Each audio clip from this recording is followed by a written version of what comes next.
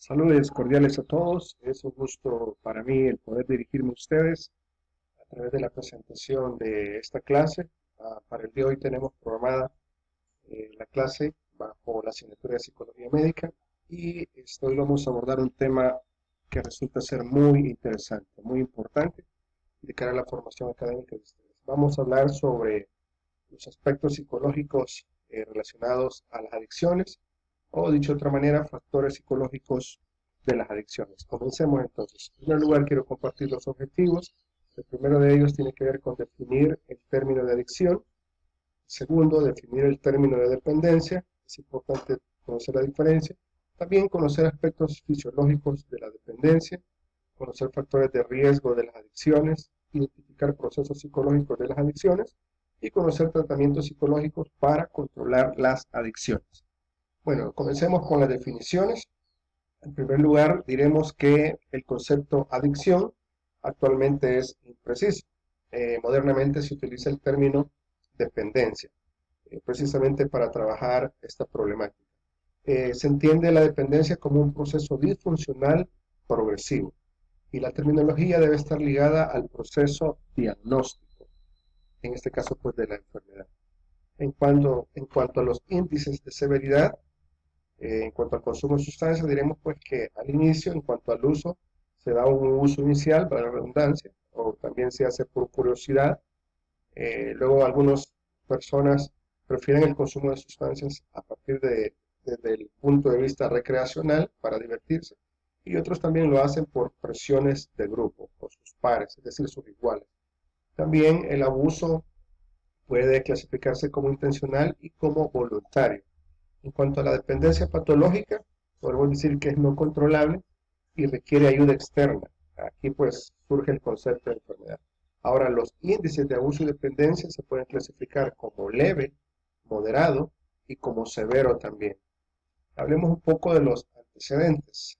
Jelinek en 1960 considera que el alcoholismo es una enfermedad médica y esta es de carácter progresivo que inevitablemente lleva a una pérdida total de control de la sustancia, llegando pues hasta un desenlace fatal que puede ser la muerte del individuo. Edward y Gross en 1976 incorporan el concepto de síndrome de dependencia.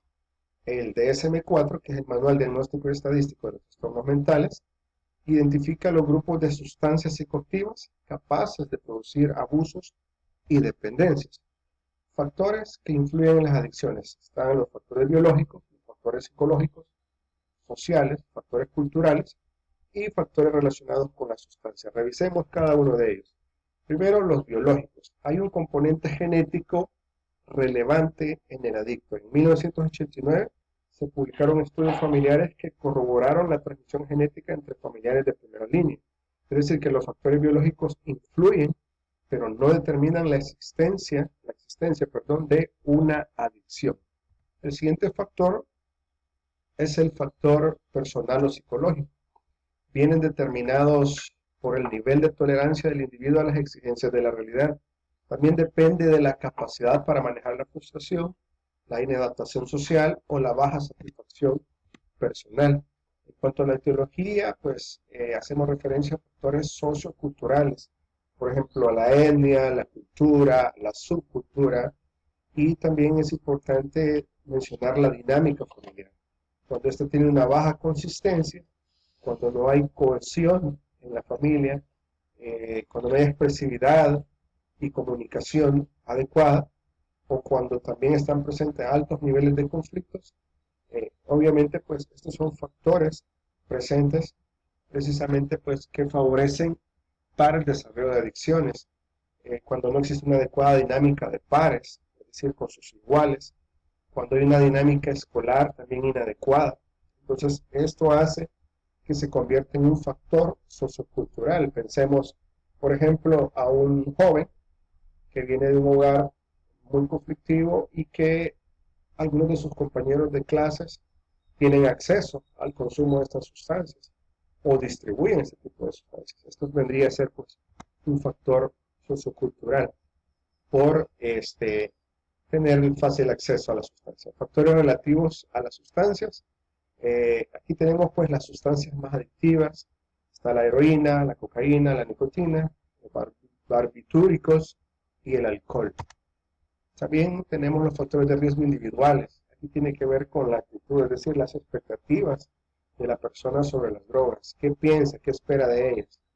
La personalidad también, la desinhibición, la búsqueda de novedades, exposición al riesgo, evitación del sufrimiento, hiperactividad y la habilidad emocional. Hay personalidades que son más fáciles de influir que otras y hay personalidades que por ser extrovertidas tienden a ser impulsivas y precisamente caen presa de la sustancia, o aquellas personalidades que son más introvertidas por el mismo hecho de no poder expresar sus pensamientos y sus emociones, lo hacen o buscan hacerlo a través de las sustancias.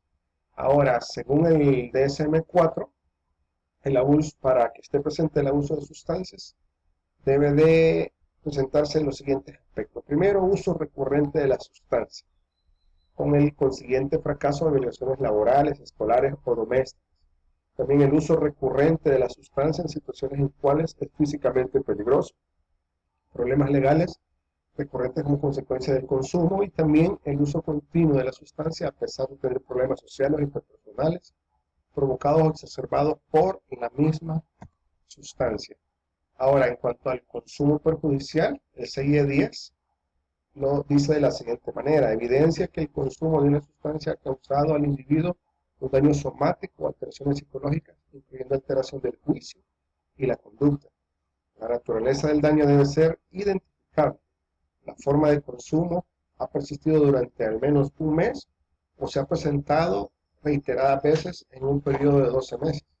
El trastorno no satisface criterios para ningún otro trastorno mental.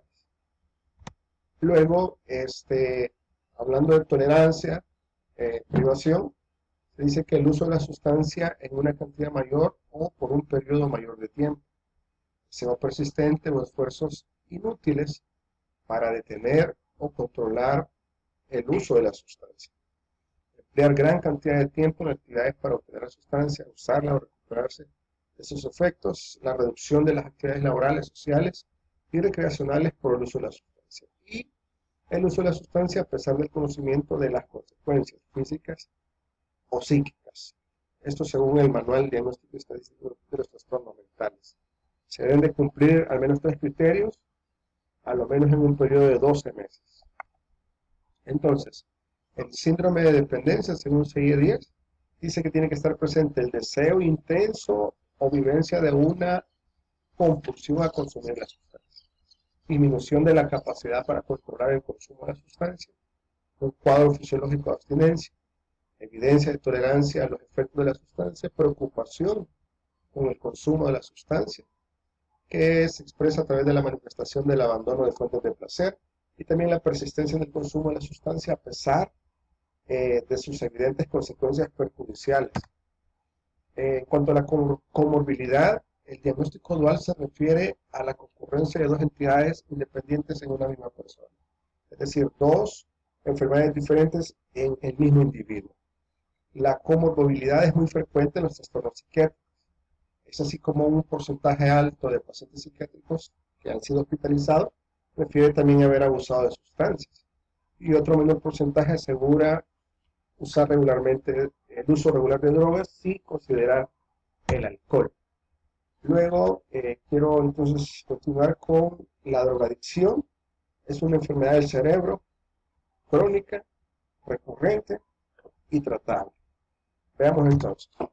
Para la dependencia química y las conductas obsesivas, el problema no está, y ahí está con mayúsculo y subrayado, en la botella, no está en el cigarrillo, no está en la jeringa, en la máquina de apuestas, no está en la barra de chocolate o el sexo, está en el cerebro y en la estructura dinámica de la personalidad. Entonces son dos componentes, la base orgánica o la estructura orgánica llamada cerebro y la estructura dinámica de la personalidad del individuo. La dependencia en neurociencias se presenta porque existe una difusión neuroquímica en el sistema mesolímbico, donde actúa la dopamina, es un proceso disfuncional y progresivo. Esto según la Asociación Americana de Estudios Neurológicos. Entonces podemos ver ahí precisamente una difusión neuroquímica en el sistema límbico, ¿ya? Donde actúa la dopamina, y este es un proceso disfuncional y es progresivo, como lo hemos dicho antes. Enfermedad del cerebro. Bueno, afecta el normal funcionamiento de los transmisores neurológicos, altera las funciones básicas, drogas más susceptibilidad genética, más factores medioambientales, es igual a dependencia. Miren qué interesante esto. Drogas más susceptibilidad genética, más factores medioambientales, igual a dependencia. Ahora, desorden en el control de los impulsos más desorden obsesivo-compulsivo, igual a dependencia. Y la dependencia es crónica y requiere largo y completo tratamiento. Áreas de dependencia del cerebro. Bueno, las drogas actúan y hacen vulnerables los procesos químicos del cerebro. Estas drogas se asocian con los neurotransmisores específicos, grupo de sustancias químicas responsable de la transmisión de información del sistema nervioso. Solo para recordar el término de neurotransmisores. Luego el núcleo central de la amígdala, que tiene una función que produce el estado de ánimo, la memoria o el apetito. Y la vía placentera, núcleos accumbens, que tienen que ver con la estructura del sistema límbico. Tiene la función, está orientada al manejo emocional, la conducta, la voluntad y la memoria también. Aquí podemos ver la estructura del cerebro, que precisamente pues está involucrada en este proceso. Acá vemos, por ejemplo, el sistema de recompensas. Acá está el área del discernimiento, el área del movimiento, las sensaciones, la visión, la coordinación, y que básicamente esta es la estructura de forma general mencionada que está involucrada en este proceso. Hablando de las personalidades adictivas, estos individuos tienen una incapacidad para cumplir con responsabilidades, tienen dificultad con la relación de figuras de autoridad, mienten para justificar sus actos, oscilan entre sentimientos de superioridad e inferioridad, tienen la tendencia al aburrimiento y la desesperación, tienen una búsqueda de situaciones nocivas para socializar y generalmente caen en excesos constantemente. Generalidades en el tratamiento de la adicción.